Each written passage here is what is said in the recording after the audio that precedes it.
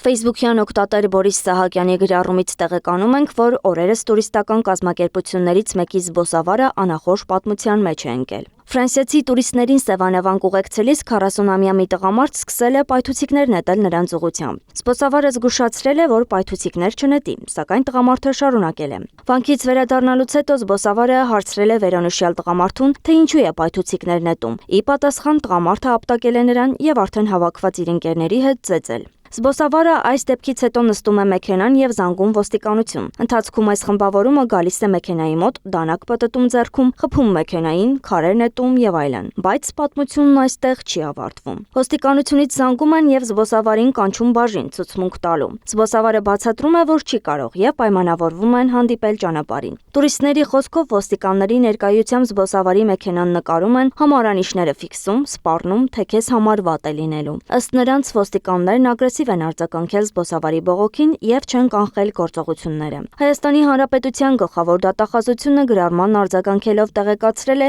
որ դեպքի առթիվ քրեական վարույթ է նախաձեռնված։ Ոստիկանները մեկ անձի ձերբակալել են։ Ներքին գործերի նախարարությունից նշել են, որ դեպքի վերաբերյալ փետրվարի 26-ին Ներքին գործերի նախարարության համայնքային ոստիկանության Սևանի բաժնում ստացվել է հաղորդում։ Ձեռնարկվել են միջոցառումներ։ Նախաձեռնվել է քրեական վարույթ։ Ներքին գործերի նախարարության հակակոռուպցիոն վարչությունը ոստիկանների պահվածքն ուսումնասիրելով հակաիրավական որևէ արարքի առկայություն չի արձանագրել։ Զբոսաշրջության կոմիտեն նույնպես արձագանքել է եւ խնդրել զբոսավարի կոնտակտները։